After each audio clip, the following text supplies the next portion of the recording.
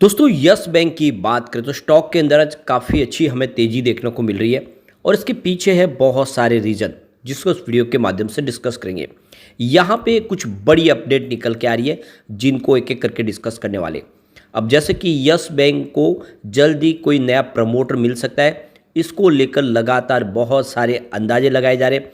ये जो अंदाजे हैं क्या ये पूरे होते हुए दिखाई देंगे? क्या वाकई में जल्द ही यस बैंक को प्रमोटर मिलने वाला है? इसको लेकर जो अपडेट है उसको भी समझेंगे। साथ में यहाँ पे यस बैंक के मैनेजमेंट में कुछ बड़े फैसले लिए जिसको इस वीडियो के माध्यम से डिस्कस करेंगे। इसके अलावा जो पेटीएम का बिजनेस इनको मिला है उसको लेकर भी अपडेट है जिसको इस वीडियो के माध्यम से डिस्कस करने वाले। तो ये सारी बातें समझेंगे इस वीडियो के माध्यम से।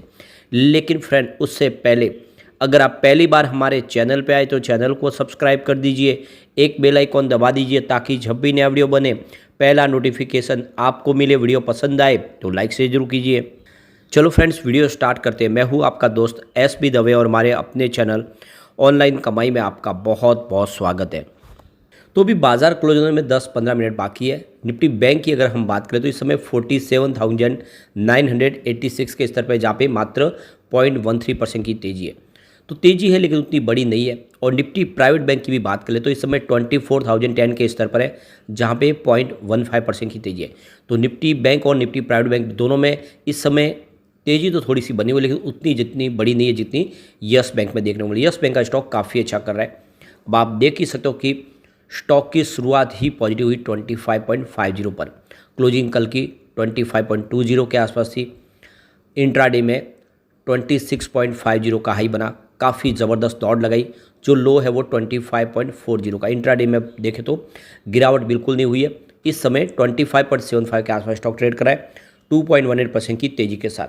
तो देख ही सकते हो स्टॉक फिर से 25 को क्रॉस करके आज इंट्राडे में इसने 26 को भी क्रॉस किया। और पिछले कुछ दिनों से वॉल्यूम में ज़बरदस्त जंप देखने को मिल रहा है। पिछले एक महीने पहले इसका 23 करोड़ का वॉल्यूम था, 6 करोड़ की डिलीवरी उठाएगी। 1 वीक पहले 24 करोड़ का वॉल्यूम हुआ, 6 करोड़ की डिलीवरी उठाएगी। कल 36 करोड़ का वॉल्यूम था, 10 करोड़ डिलीवरी बेस काम हुआ। और आज देख सकते हो कि 3 बजे के पहले ही 34 करोड़ का वॉल्यूम हो चुका है। तो वॉल्यूम ज़बरदस्त बढ़ा है, इसका मतलब लोग इसमें खरीदारी करना पसंद करें। अब जैसे जो अब अपडेट निकल कर आई थी मनी कंट्रोल की तरफ से, जो खबर निकल कर आई थी कि दुबई की कंपनी यहाँ पे इस रेस में है, एनबीडी अमीरात जो है वो यस बैंक में बड़ी हिस्सेदारी लेके प्रमोटर बनना चाहती है।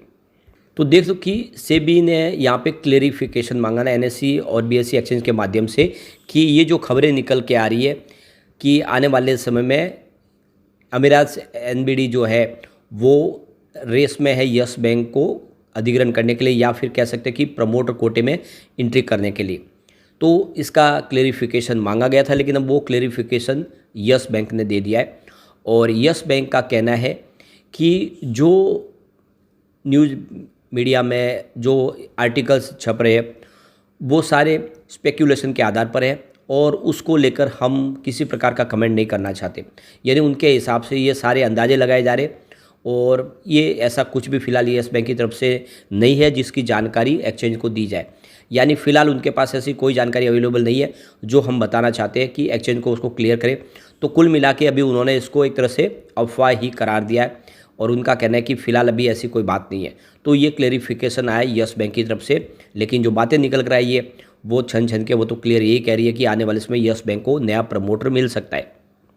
अब यहाँ पे एक बड़ी अपडेट और निकल के आ रही है। यस बैंक ने अपने एम्प्लॉयज़ को बोनस शेयर जारी किए। फेस वैल्यू जिनकी ₹2 है वो बोनस शेयर जारी किए 23 अप्रैल 2024 को। ये लेटेस्ट अपडेट है आज की जिसकी जानकारी एक्सचेंज को दी गई है।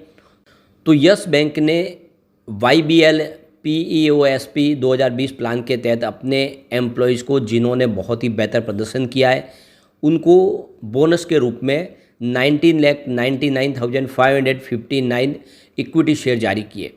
तो देख सकते हो कि लगातार वो एम्प्लॉय जो अपने जो टारगेट दिए उन टारगेट को अचीव कर रहे हैं उनको बोनस के रूप में लगातार यस बैंक शेयर जारी कर रहे हैं और फिर से इन्होंने बोनस शेयर दिए। तो ये बहुत अच्छी बात है। इससे एम्प्लॉयज़ को एक मजबूत सपोर्ट भी मिलता है और साथ में उनको हिम्मत मिलती है कि वो आगे और अपनी तरफ से काम को तेज़ी से करें जिससे उनको बोनस के रूप में शेयर मिले। तो ये एक बड़ी अपडेट है, आप समझ सकते हो। इससे क्वालिटी सुधरती है काम की और लोगों में उत्साह भी बढ़ता है, जिससे लगातार सिर्फ यस बैंक नहीं दूसरे और बहुत सारी बैंक हो या फिर प्राइवेट कंपनियां वो अपनी एम्प्लॉय स्कीम के तहत बोनस के रूप में शेयर देते हैं, जिसकी जानकारी एक्सचेंज को दी गई है यस बैंक की तरफ से। अभी एक बड़ी अपडेट और निकल के आ रही है। यस बैंक अपने Q4 के रिजल्ट को डिक्लेयर करने जा रहा है 27 अप्रैल को, और इसी को लेकर यस बैंक की तरफ से जानकारी दी गई कि यहाँ पे इन्वेस्टर एनालिस्ट के लिए यहाँ पे कॉन्फ्रेंस रखी गई है। ये होगी मंडे 29 अप्रैल 2024 को 8 बजे सुबह। तो आप देख सकते हो इस कॉन्फ्रेंस का हिस्सा जो बनेगा उसमें प्रशांत कुमार MD CEO होंगे, इसके अलावा राजन पेंटल जो एग्जीक्यूटिव डायरेक्टर है, निरंजन बोनाडकर जो चीफ फाइनेंशियल ऑफिसर है, इसके अलावा मनीष जैन जो कंट्री हेड है होलसेल बैंकिंग, और पंकज शर्मा जो चीफ स्ट्रेटजी और ट्रांसफॉर्मेशन ऑफिसर है, इसके अलावा सुनील परमणि जो हेड इन्वेस्टर रिलेशन है। तो ये सारे इसका हिस्सा बनेंगे और रिजल्ट को अच्छे से डिस्कस किया जाएगा। तो इसकी जानकारी एक्सचेंज को दे दी गई है। तो रिजल्ट में क्या पॉजिटिव बात है, क्या नेगेटिव बात है, वो सारी जानकारी कॉन्फ्रेंस के माध्यम से दी जाएगी। अब ये पिछले कुछ 2 दिनों से देखें तो काफ़ी शानदार तेज़ी यस बैंक के स्टॉक में देखने को मिल रही है। कल भी 5% की तेज़ी और आज भी 3% के आसपास की तेज़ी देखने को मिली, और स्टॉक लगातार अच्छा प्रदर्शन कर रहा है। तो यहाँ पे देख सकते हो कि ये जो तेज़ी बन रही है, आप देखें तो पिछले 1 साल में ही 62% का शानदार रिटर्न दिया स्टॉक ने, और आप देख सकते हो इसका जो मार्केट कैप 72,550 करोड़ तक पहुँच गया है। और आप देख सकते हो इसका जो 52 वीक का जो हाई लेवल था वो 32.85 के आसपास था, और लो लेवल 15.40 का था। तो काफ़ी अच्छा रिटर्न दिया इसने। और अब आप देख लो कि इसके पीछे कुछ बड़े रीज़न बन रहे हैं जिसकी वजह से ये तेज़ी बन रही है। तो एक तो रीज़न है कि दुबई की कंपनी एमिरेट्स NBD जो रेस में शामिल है यस बैंक में प्रमोटर ग्रुप का हिस्सा लेने के लिए, और इसके अलावा यस बैंक के जो पुराने फाउंडर और प्रमोटर है राणा कपूर, उनको जमानत मिल गई है। मुंबई की विशेष अदालत ने उनको जमानत दे दी है, लेकिन साथ में सख्त टिप्पणी भी की गई है इस जमानत के साथ। और उनका कहना है कि 2020 से जिस तरह से ईडी ने मनी लॉन्ड्रिंग के मामले में राणा कपूर को जेल में रखा, तो इतना रखने की ज़रूरत नहीं थी उनको जेल में। और जो पूरा कर्ज देने का जो पूरा एक तरह से जो सारा का सारा दोष राणा कपूर पे डाला और गिरफ्तार करके 4 साल रखा, वो सही नहीं था। ये अदालत की टिप्पणी है। साथ में अदालत का ये भी कहना है कि पहली नज़र में देख के लगता नहीं कि बैंक को इतना बड़ा कोई नुकसान भी हुआ है। तो ये सारी बातों ने भी थोड़ा सा माहौल बदला है कि यस बैंक में इतनी बड़ी तकलीफ नहीं हुई थी। तो इस वजह से भी पॉजिटिव माहौल बनता हुआ दिखाई दे रहा है। अब जो बड़ी अपडेट एक और निकल के आ रही है, पेटीएम का जो पूरा बिजनेस है वो यस बैंक को ट्रांसफ़र कर दिया गया। ये विजय शेखर का कहना है, जो पेटीएम के फाउंडर हैं। तो ON97 कम्युनिकेशन की तरफ से जो कहा गया है कि हमने यस बैंक के जो टोटल मर्चेंट्स हैंडल है वो उसका माइग्रेशन कर दिया है यस बैंक को, यानी सारी की सारी ऑपरेशन है, एक्टिविटीज़ है, वो यस बैंक को ट्रांसफ़र कर दी है। तो NPCI के डायरेक्शन के तहत जो उन्होंने कहा था कि विजय शेखर को अब हमारे पास वो अथॉरिटी नहीं है और न परमिशन है कि हम इस बिज़नेस को UPI ट्रांजैक्शन का जो बिज़नेस है उसको आगे बढ़ा पाए, तो ये हमने इसको हैंड ओवर कर दिया है यस बैंक को। ये पूरा का पूरा प्रोसेस कंप्लीट हो चुका है। तो उनका कहना है कि ये जो माइग्रेशन है वो टोटल कंप्लीट हो चुका है और यस बैंक के सिस्टम के माध्यम से KYC शुरू हो चुकी है, यानी यस बैंक का जो भी अब जो कस्टमर है पेटीएम के, वो यस बैंक की सेवाएं ले सकते हैं। यस बैंक के अलावा एक्सिस बैंक को भी इन्होंने ये अपनी सेवाएं ट्रांसफ़र की है। इसके अलावा HDFC bank, state bank of India को भी ये मौका मिला, लेकिन सबसे ज़्यादा कस्टमर का जो बेनिफिट मिला वो यस बैंक को ही मिला है। और यस बैंक ने तेज़ी से अपना सारा का सारा बिजनेस इन्होंने एक तरह से अपनी तरफ ले लिया है और कारोबार ये वृद्धि का एक अच्छा मौका मिला यस बैंक को, जिसका फ़ायदा यस बैंक ने पूरा उठाया। तो कुल मिला के काफ़ी अच्छी गुड न्यूज है यस बैंक के लिए, और इसी वजह से देखें तो यस बैंक तेज़ी से स्टॉक की प्राइस भी बढ़ती हुई दिखाई दे रही है और जल्द ही कुछ और बड़ी गुड न्यूज भी आएगी।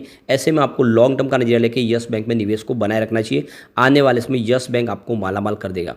लेकिन फ्रेंड, कोई भी इन्वेस्टमेंट करने से पहले अपने फाइनेंशियल एडवाइजर्स बड़े ले ले या अपना खुद का रिसर्च करें, क्योंकि मैंने वीडियो आपके एजुकेशनल पर्पज़ के लिए ही बनाए। वीडियो पसंद आए तो लाइक से जरूर कीजिए और चैनल को सब्सक्राइब कर दीजिए। Thank you friend.